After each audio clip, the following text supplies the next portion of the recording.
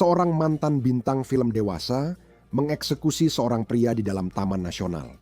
Korban adalah seseorang yang pernah dia tuduh melakukan pemerkosaan. Wanita yang dulu dikenal sebagai Selena Savage di OnlyFans kini dipenjara. Dia mengaku bersalah atas pembunuhan, tapi dia tidak pergi dengan tenang. Mengapa dia merasa perintah di balik jeruji itu tidak adil? Kami membahas kasus ini yang disajikan oleh Law and Crime. Saya Chris Stewart.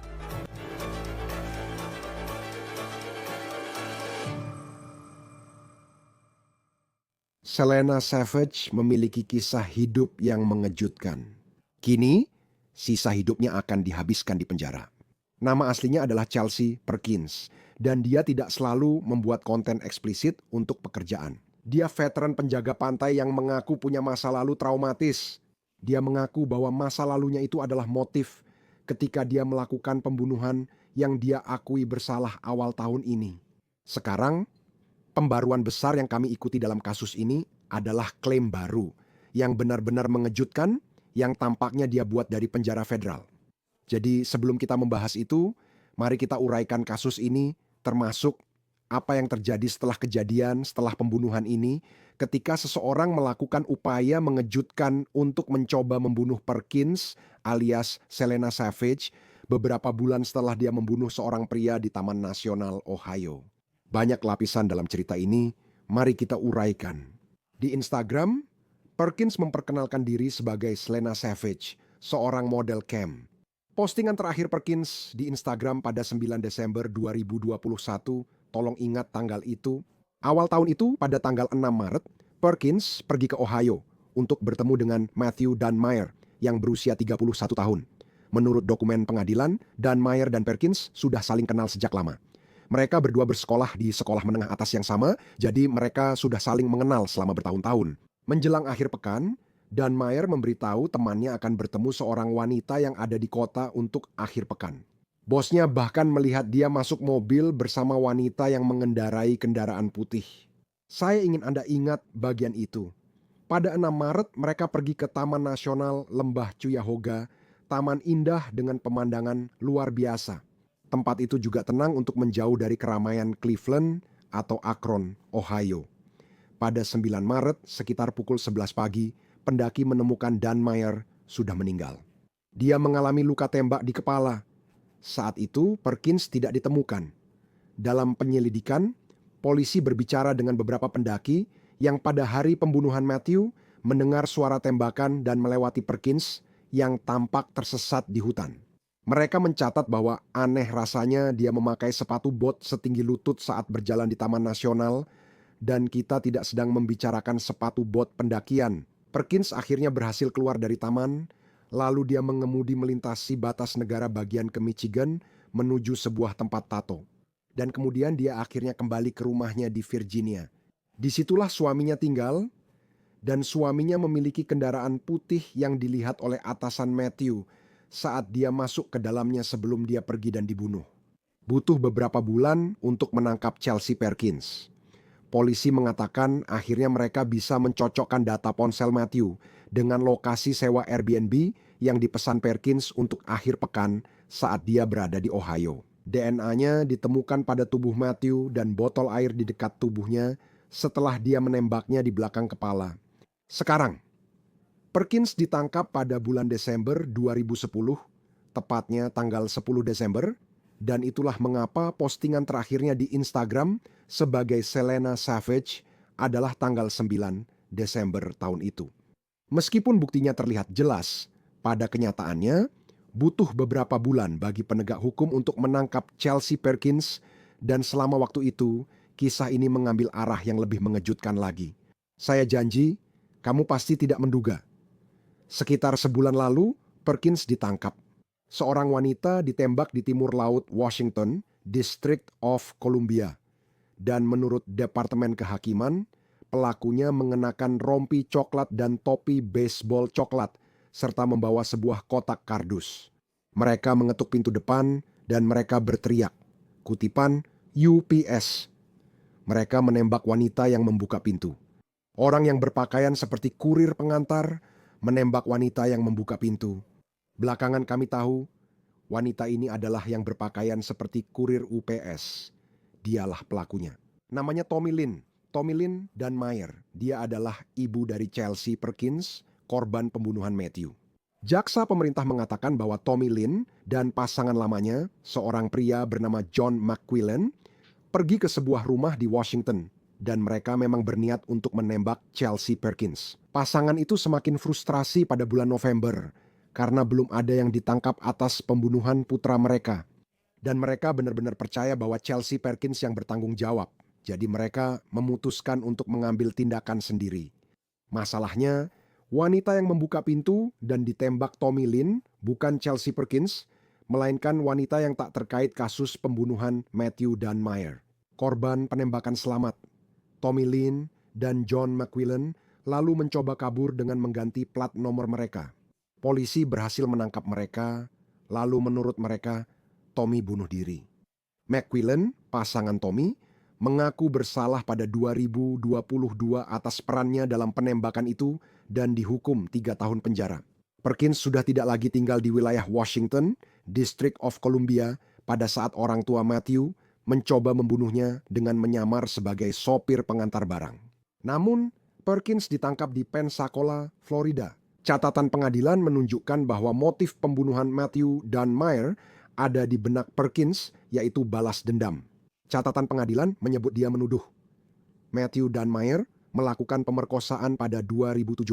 Surat kabar Cleveland Plain Dealer di Ohio menyatakan polisi Virginia Beach, tempat Perkins mengaku pemerkosaan, tidak memiliki cukup bukti untuk mendukung tuduhan itu. Pada 27 Mei tahun ini, setelah beberapa tahun berlalu hingga 2025, Chelsea Perkins mengaku bersalah mengemudi lebih dari 300 mil lintas negara bagian dan membunuh Matthew dan Meyer. Dia mengaku bersalah atas tuduhan pembunuhan tingkat 2. Perkins dihukum pada September selama 22,5 tahun penjara. Dia menghadapi hukuman antara 20 hingga 25 tahun penjara. Jadi tampaknya hakim memutuskan di tengah-tengah sesuai dengan apa yang akan menjadi hukumannya. Dan saat ini dia berada di penjara federal di sebuah fasilitas di West Virginia. Selain hukuman 22,5 tahun penjara, hakim memerintahkan Perkins membayar ganti rugi ke keluarga Matthew dan Meyer. Jumlahnya adalah $596.000. Itulah jumlah yang menurut pengadilan digunakan untuk membayar biaya perjalanan keluarga Matthew, agar mereka bisa ke pengadilan karena tinggal di luar negara bagian, serta untuk membayar biaya pemakaman Matthew. Tapi itu juga merupakan perkiraan jumlah uang yang akan dihasilkan Matthew dalam hidupnya jika dia masih hidup. Dia bekerja sebagai musisi. Sekarang, dalam dokumen pengadilan yang diperoleh oleh Law and Crime, Perkins mempermasalahkan jumlah uang yang berkaitan dengan penghasilan masa depan yang berbunyi, kutipan, tidak ada slip gaji, pengajuan pajak, surat pernyataan bersumpah atau analisis yang diharapkan yang diajukan untuk memverifikasi lamanya pekerjaan ini, konsistensi jam kerjanya, atau berapa besar biaya hidup wajar yang mungkin dia keluarkan. Jaksa menanggapi dengan menyebut jumlah tersebut sebagai kutipan perhitungan konservatif dan mereka berargumen bahwa mereka telah memenuhi beban pembuktian mereka. Mereka mengatakan, kutipan, dia seharusnya sekarang tidak bisa menghindari membayar ke dalam harta warisannya yang suatu hari nanti akan menjadi milik anak-anaknya yang masih di bawah umur, dengan mengklaim bahwa dia tidak menghasilkan uang meskipun memiliki pekerjaan penuh waktu dan mampu bekerja. Memutuskan sebaliknya berarti memberikan keuntungan tak terduga kepada terdakwa meskipun dia telah melakukan kejahatan. Catatan pengadilan minggu ini menunjukkan Perkins dan jaksa sepakat melalui Zoom untuk bekerja sama, menentukan penyelesaian kasus, terutama soal restitusi. Namun, negosiasi tampaknya singkat karena mereka bertemu pada 2 Desember. Pada Kamis, 4 Desember, pemerintah mengajukan dokumen bahwa mereka gagal mencapai kesepakatan dan meminta pengadilan memerintahkan Perkins membayar hampir $60.000 seperti sebelumnya. Saat ini, belum jelas keputusan pengadilan selanjutnya. Kini bersama kita mantan Wakil Jaksa Agung Ohio dan Jaksa Mark Weaver. Senang memiliki Anda di Law and Crime, apalagi membahas kasus di negara bagian Anda meski ini kasus federal. Ketika membahas argumen mengenai restitusi, seberapa kuat kasus yang dimiliki Chelsea Perkins? Ya, kasusnya cukup kuat. Setiap kali korban mencari restitusi, Anda pun harus melihat apakah mereka melebih-lebihkan pengeluaran atau meminta terlalu banyak hal. Ya, tapi untuk kejahatan kekerasan, hukum federal sangat jelas menyatakan bahwa korban, dalam hal ini anak-anak dari korban pembunuhan, berhak mendapatkan kompensasi. Dan salah satu yang terbesar adalah uang yang akan dihasilkan pria ini dalam karirnya jika dia terus hidup dan menafkahi anak-anaknya. Apa saja yang diperhitungkan dalam menghitung itu? Siapa orang yang bertanggung jawab untuk menentukan berapa jumlah uang itu? Penonton mungkin terkejut mengetahui ada industri berisi orang-orang yang melakukan ini. Mereka adalah aktuaris dan akuntan, serta para ahli yang bisa melihat jalur karir seseorang dan pada dasarnya memperkirakan apa yang akan mereka lakukan. Dan orang ini adalah seorang musisi, jadi dia adil jika mengatakan ya dia akan sebesar Taylor Swift jika dia masih hidup, dan karena itu kompensasinya harus puluhan juta dolar. Seorang musisi bisa berharap mendapat penghasilan seumur hidup, dan saya yakin dia juga mencari nafkah dengan cara lain. Jadi mudah bagi seorang aktuaris untuk melihat tabel yang menunjukkan apa yang biasanya dilakukan untuk orang seperti ini, lalu memberikan perkiraan. Saya tidak tahu situasi keuangan Chelsea Perkins saat ini, apalagi jika mempertimbangkan biaya pengacara dan sebagainya. Tapi dia akan dipenjara 20 hingga 25 tahun. Jadi bagaimana dia bisa membayar uang sebanyak itu? Kemungkinan besar dia tidak bisa. Ini seringkali hanyalah fiksi hukum seperti yang kami sebut. Kita mewajibkan seseorang di penjara yang paling bagus hanya menghasilkan sedikit uang dari pekerjaan di penjara untuk membantu mereka membeli permen dan perlengkapan pribadi di koperasi penjara. Jadi kita mengharapkan orang itu membayar hakim, tapi seringkali ini hanya hal simbolis bahwa orang tersebut harus bertanggung jawab. Tentu saja dia tidak setua itu. Kita jika dia hidup lama, dia bisa keluar dari penjara dan kemudian gajinya akan dipotong sejumlah uang tertentu untuk membayar institusi restitusi ini. Bagaimana cara kerjanya? Maksud saya, misalnya, dia akhirnya bebas dari penjara.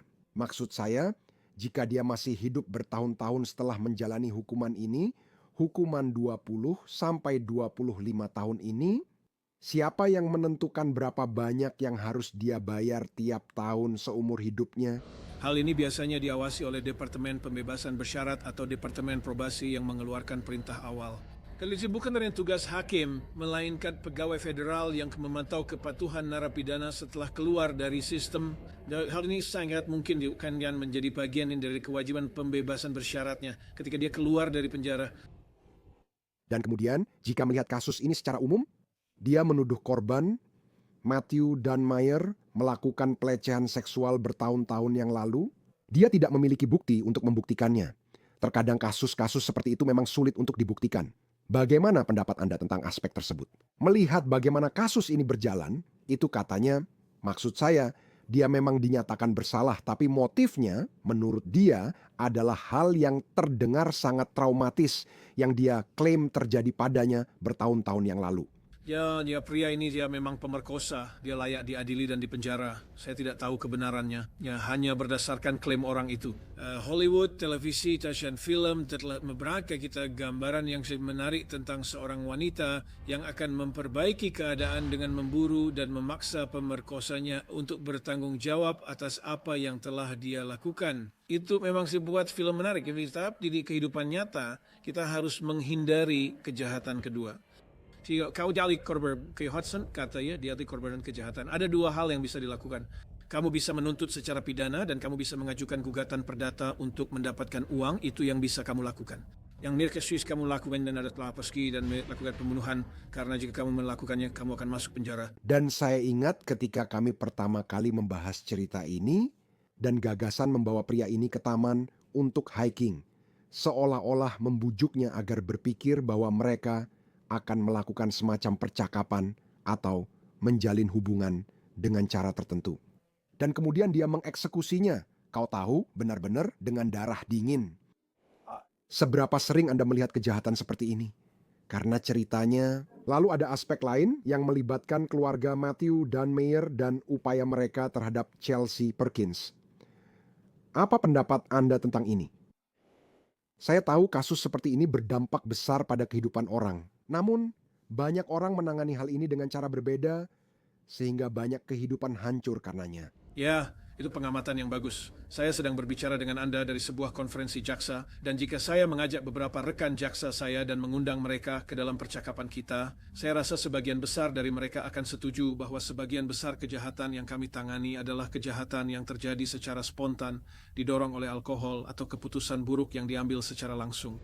Jadi hanya jarang sekali saya bisa menandingi kejahatan yang direncanakan dengan sangat matang di mana orang yang akhirnya akan melakukan pembunuhan menghabiskan banyak waktu untuk mempersiapkannya. Saya penasaran, Shida, apa yang ada di pikiran korban ini saat wanita ini bersiap-siap untuk memancingnya keluar ke hutan. Menurut salah satu kesaksian, beberapa saksi menyatakan bahwa mereka bertemu dengan wanita ini setelah dia melakukan penembakan. Dan dia mengenakan sepatu bot setinggi paha yang jelas bukan sepatu untuk mendaki. Nah, jadi korban itu pasti tahu bahwa mereka tidak berpakaian untuk pria mendaki di hutan. Ini membuat bertanya artinya apa yang dia katakan hingga berhasil membujuknya ke tempat terpencil dan jauh untuk melakukan kejahatan itu. Dan bagian lain dari ini, sekali lagi, ini bukan pembenaran, tapi itu memakan waktu lama. Kau tahu, ketika kau membayangkan melihat seseorang di hutan, mereka tidak memakai sepatu bot. Dia melakukan kejahatan ini di Taman Nasional, lalu melarikan diri ke negara bagian lain. Kau tahu, ini menjadi kasus federal. Lalu ibu dan ayah tiri Matthew dan Meyer, mereka akhirnya menghabiskan waktu di penjara karena, kau tahu, mencoba membunuh Chelsea Perkins. Bagaimana Anda sebagai jaksa, dan ini mungkin juga berlaku di tingkat penegak hukum, ketika Anda memiliki penyelidikan yang memakan waktu, menjaga keluarga tetap mendapat informasi, memastikan bahwa kasusnya tidak menjadi dingin, bahwa Anda paham sedang berusaha membangun kasus, sehingga Anda tidak memiliki situasi seperti keluarga ini yang diduga mencoba mengejar seseorang dan mengambil keadilan ke tangan mereka sendiri? Ya, kita melihat kasus ini dan kadang menilai setelah kejadian. Kita bilang jelas dia marah padanya. Mengapa FBI tidak tahu? Memang Strickland tidak memilikinya. Mereka hanya memiliki mayat seseorang yang ditembak di hutan, dan yang dia bukan dari kehidupan dia yang sekarang, dia berasal dari kehidupan masa lalunya yang jauh. Bahkan dia bukan berasal dari tempat dia tinggal saat itu. Itu seperti mencari jarum di tumpukan jerami untuk menemukan seseorang seperti mereka. Sangat memakan waktu. Bila pertandingan yang lain tadi adalah Firaun sedang menghadapi keluarga yang menginginkan keadilan untuk orang yang mereka cintai yang telah dibunuh. Dan itu adalah salah satu bagian tersulit dari menjadi seorang jaksa. Saya pernah duduk bersama keluarga orang yang meninggal dan mereka benar-benar hancur hatinya. Mereka ingin sesuatu dia lakukan dan kami sebagai penegak hukum ingin membantu. Tetapi kami juga punya kewajiban untuk menyusun kasus yang bisa dibuktikan tanpa keraguan oleh juri yang sepakat. Apa saja alasan mengapa kasus seperti ini akhirnya menjadi kasus federal, bukan sesuatu yang dituntut oleh pihak berwenang di Ohio? Ya, ada dua dasar yurisdiksi federal di sini. Salah satunya adalah ketika Anda melakukan kejahatan lintas negara bagian, Anda memulai kejahatan di satu negara bagian dan kemudian pergi ke negara bagian lain. Itu bisa menjadi penuntutan negara bagian atau federal. Tapi kasus ini terjadi di Taman Nasional Federal, jadi berada di properti federal. Banyak penonton Anda pernah menonton Naval Criminal Investigative Service, Dinas Investigasi Kriminal Angkatan Laut.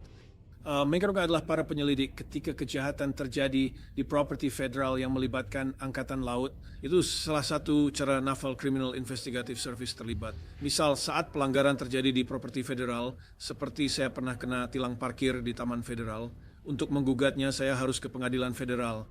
Agak gila ada juga nanti kalau dipikir-pikir. Tapi pelanggarannya itu terjadi saat saya parkir di Taman Federal. Jika ingin menggugat, Anda harus ke pengadilan federal, bukan pengadilan lalu lintas setempat. Bagaimana penuntutan terhadap seseorang dalam kasus di mana jika ini terjadi di jalan di Cleveland, maka jaksa di Cleveland yang akan menanganinya. Karena terjadi di taman dan melibatkan beberapa negara bagian, kasus ini menjadi dakwaan federal. Bagaimana perbedaan penuntutan saat menentukan seseorang bersalah dan saat menjatuhkan hukuman? Jaksa negara bagian dan federal harus berkomunikasi karena ini bisa jadi kejahatan negara bagian. Teori kedaulatan ganda menyatakan klausul double jeopardy dalam konstitusi melarang seseorang diadili 2 kali untuk kejahatan yang sama. Itu tak berlaku jika ada dakwaan negara bagian dan federal. Sekarang dia cek dakwaan federal hampir sama persis dengan dakwaan negara bagian, itu bisa menjadi masalah. Tapi secara teori mana wanita ini bisa didakwa atas sesuatu di Ohio jika jaksa di wilayah itu ingin menindaklanjutinya. Kita sering melihat ketika orang-orang, Anda tahu, mereka menghadapi hukuman, bahkan ketika mengambil kesepakatan pembelaan, mereka tidak menjalani seluruh hukuman. Dalam kasus ini, dia dihukum 20-25 tahun. Karena ini penjara federal, seberapa besar kemungkinan dia benar-benar menjalani hukuman 20-25 tahun. Berbeda dengan pembebasan lebih awal yang terjadi di beberapa negara bagian. Tentu, dan saya bisa membandingkannya dengan Ohio. Di Ohio berdiri oleh kami menjalani sebagian besar tahun-tahun itu di bawah sistem federal, terutama dengan beberapa perubahan terbaru dalam hukuman.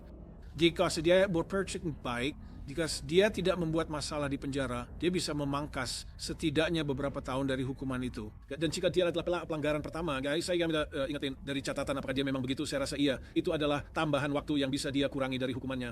Oke, jika dia berperilaku baik, kamu bisa berharap dia bebas dalam 15 hingga 18 tahun. Dan di atas semua itu, mengetahui bisa jadi 15 hingga 18 tahun, seperti yang kamu alami.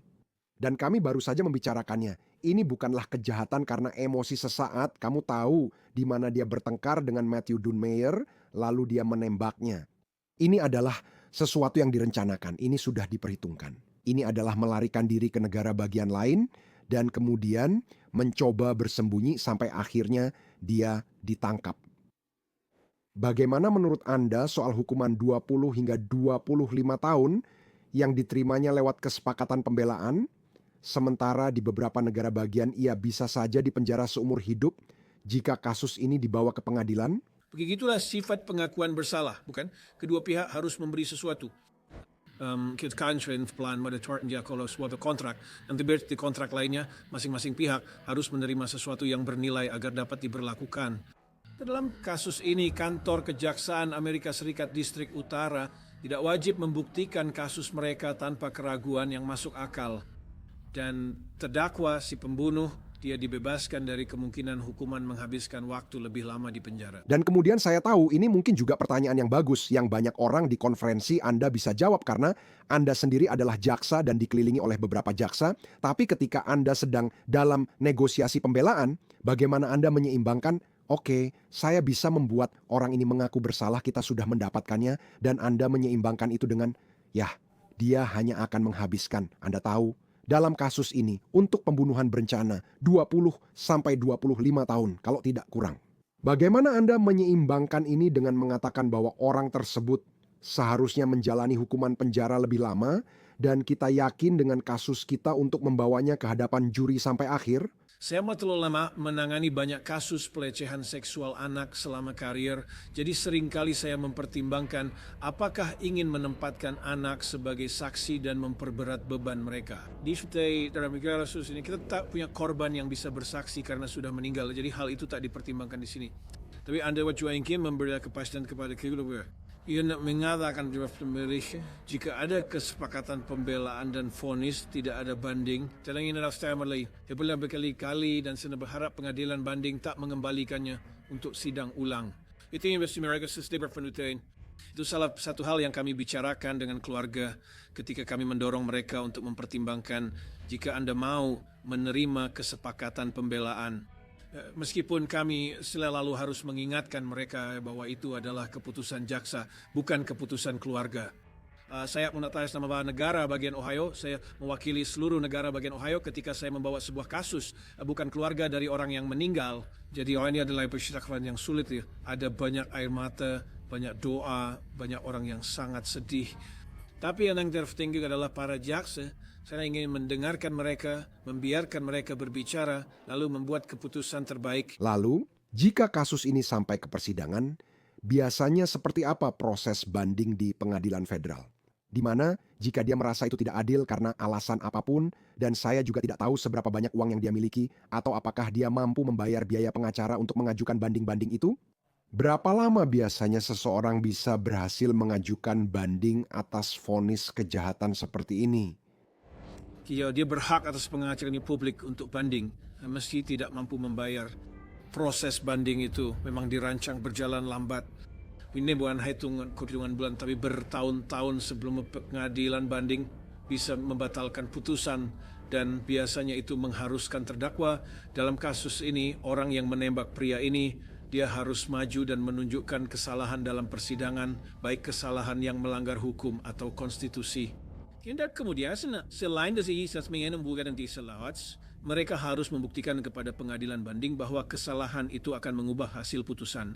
Jika kesalahan itu tidak terjadi, jadi tidak cukup hanya mengatakan ada kesalahan. Yaitu disebut kesalahan nyata, harus ada kesalahan yang bisa dibatalkan. Artinya harus dibuktikan hasilnya akan berbeda jika kesalahan tak terjadi. Standarnya sangat tinggi.